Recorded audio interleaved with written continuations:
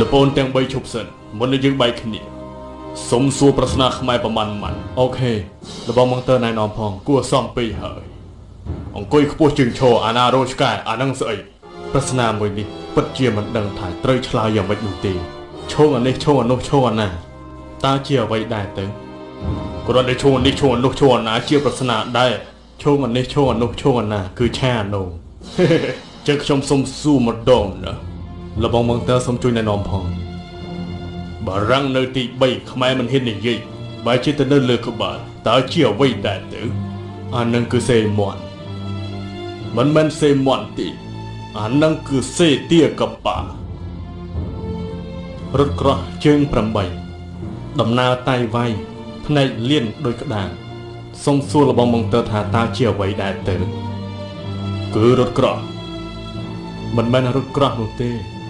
គឺក្តាមនឹងហើយកំពេងកំពតកំពេងអត់ដោះតែចិញ្ចឹមកូនរស់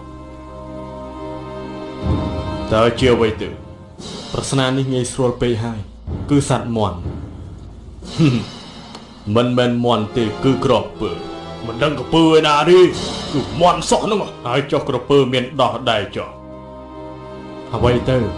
ក្បាលតំពេកមិនខ្លាយរងាដៃវែងមិនខ្លាចក្តៅអានឹងគឺលោហានទាំង12មិនមែនទេគឺវេសំឡហើយចុះគូតទល់នឹងគូតដៃទល់នឹងដៃហើយមុខទល់នឹងមុខសុំសួរថាតើជាអ្វីដែរទៅអានឹងគឺជិះកង់ No មិនមែនទេគឺជិះម៉ូតូចម្លើយគេថាមាត់ឯងឆ្លើយថាក្រពើឆ្លើយបំភ្លេចដូចយើងភ្លើផ្ទុយជាចាស់ឆ្លើយល្ងីល្ងើដឹងថាត្រូវតែគេធ្វើពើមិនមែនធ្វើពើតែប្រើប្រាជ្ញាមុននឹងលេងមិនបានសន្យាអ្នកណាក៏ប្រើប្រាជ្ញាសិស្សសាលាក៏ប្រើប្រាជ្ញាអ្នកធ្វើការក៏ប្រើប្រាជ្ញាអ្នកលក់ដូរក៏ប្រើប្រាជ្ញាអ្នកជំនួញក៏ប្រើប្រាជ្ញាធ្វើអាចារ្យក៏ប្រើប្រាជ្ញាជាពិសេសអ្នកត្រួតក៏ប្រើប្រាជ្ញា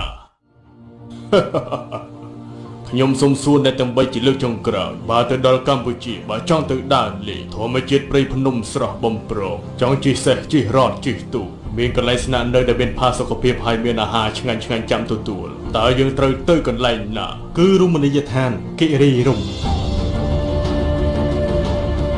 ពិតជាត្រូវណាស់គឺរមណីយដ្ឋ